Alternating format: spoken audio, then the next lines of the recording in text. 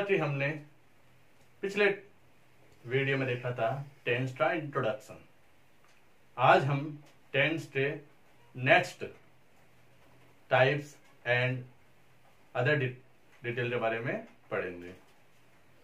सबसे पहले मैं आपको बताना चाहता हूं टेंस के जो हमने 3 भाग देखे थे, प्रेजेंट, पास्ट एंड फ्यूचर।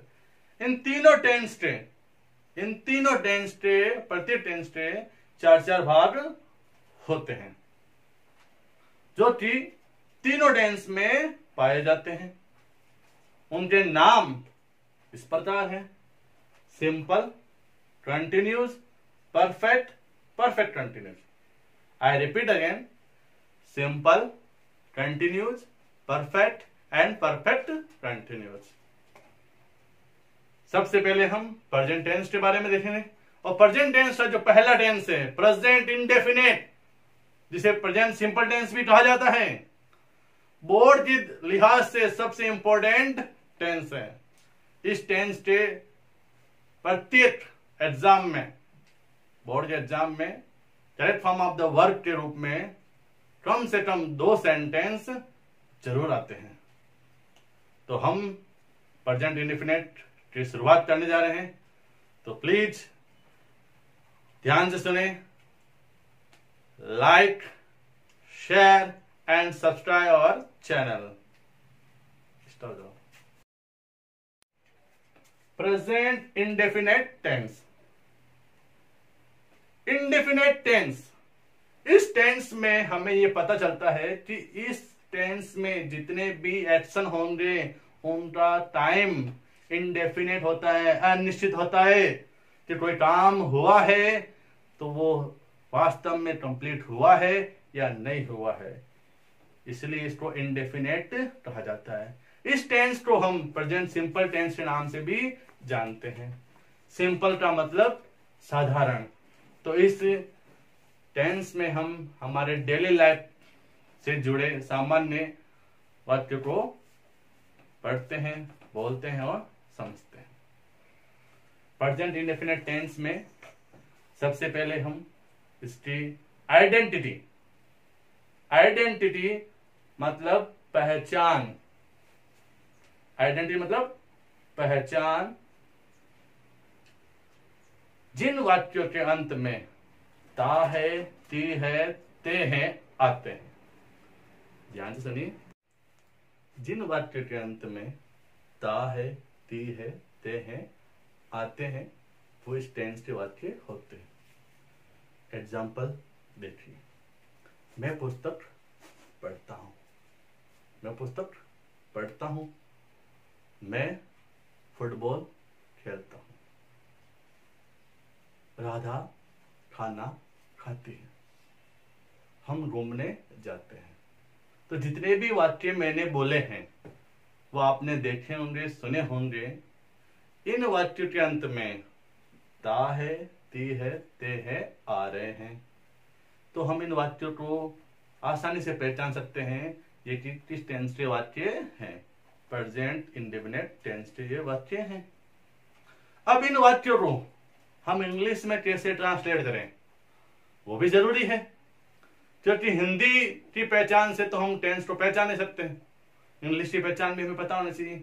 तो इंग्लिश की पहचान जानने के लिए हमें इन सेंटेंस को, इन वाक्यों को इंग्लिश में ट्रांसलेट करना आना चाहिए। तो सबसे पहले जो वर्ड आया है sentence. What is sentence? What is sentence? वाक्य क्या है? Sentence is a group of words. Sentence is a group of words which make complete sense called sentence। शब्दों का एक निश्चित समूह जिसका कोई सार्थक अर्थ निकलता है उसे वाक्य कहते हैं। सेंटेंस के प्रकार देखते हैं: अफर्मेटिव, नेगेटिव, इंटरजेक्टिव और इंटरजेक्टिव नेगेटिव। इन चारों प्रकार से वाक्यों का प्रयोग कर हम किसी भी हिंदी वाक्य को बना सकते हैं। तो सबसे पहले पहचान हमने पढ़ी, अब आगे बढ़ते हैं सेंटेंस स्ट्रक्चर। इन वाक्यों की सेंटेंस स्ट्रक्चर कैसे बनती है। तो सबसे पहले नंबर 1, अफर्मेटिव सेंटेंस। किसी भी सेंटेंस की शुरुआत में स्टार्टिंग किससे हो रही, सब्जेक्ट प्लस वर्ब ट्री फर्स्ट फॉर्म प्लस एस और E S plus object plus other word. अब ध्यान से समझिए, किसी भी सेंटेंस की शुरुआत में क्या आएगा, सब्जेक्ट आएगा। सब्जेक्ट मीन्स कर्ता, जो काम करने वाला है, बोलने वाला है, वो होता है सब्जेक्ट।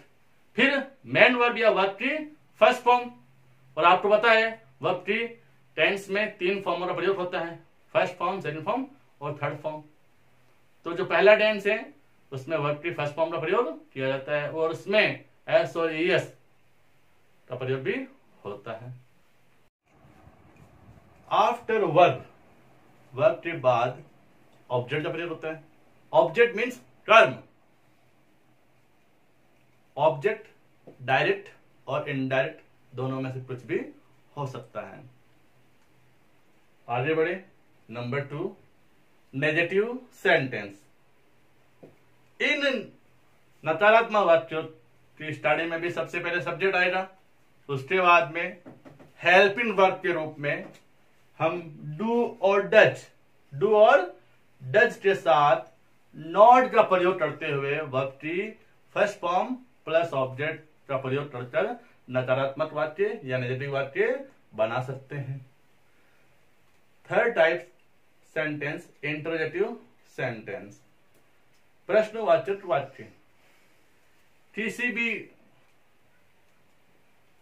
वाक्य को प्रश्न के द्वारा प्रकट करना इंटरोगेटिव सेंटेंस कहलाता है। इनकी sentence matching starting with helping verb plus subject plus main verb की first form plus object plus question mark. इन वाक्यों के अंत में क्वेश्चन मार्क का प्रयोग होता है। और हिंदी वाक्यों की शुरुआत क्या से होती है। चौथा टाइप, इंटरोगेटिव नेगेटिव, नकारात्मक प्रश्नवाचक वाक्य। इनमें नेगेटिव और इंटरोगेटिव दोनों साथ में आते हैं। सेंटेंस मैचिंग देखिए, helping verb plus subject plus not plus main verb की first form plus object plus other word और क्वेश्चन मार्क। तो इस प्रकार हमने देखे सेंटेंस के जो 4 प्रकार है। Repeat again, affirmative, negative, interrogative and interrogative negative. इन सेंटेंस की सहायता से हम किसी भी हिंदी सेंटेंस को इंग्लिश में कन्वर्ट कर सकते हैं। Third point of present indefinite tense. तीसरा जो टॉपिक है टेंस को समझने के लिए वो है टेंस के कीवर्ड। हिंदी की पहचान हमने देखी, ता है, ती है, ते है, लेकिन इंग्लिश में कैसे पहचानेंगे कि भी ये उन टेंस के वाक्य हैं। तो नॉर्मली इन वाक्यों में कुछ एडवर्ब्स, जिसे हम कीवर्ड के नाम से भी जानते हैं, उनका प्रयोग होता है। वो कौन कौन से कीवर्ड है, जरा ध्यान से सुनना है। ये सारे present indefinite tense, present simple tense के वाक्यों में प्रयुक्त होते हैं। इन यदि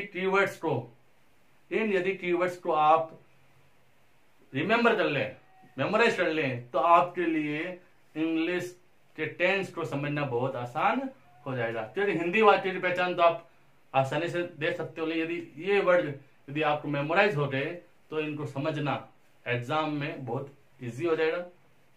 थैंक यू। नोट्स के लिए हमारे चैनल के डिस्क्रिप्शन में लिंक और फोन नंबर दिए हैं, वहां आप संपर्क कर सकते हैं। आपको तमाम इंग्लिश से जुड़े नोट्स वहां पर मिल जाएंगे।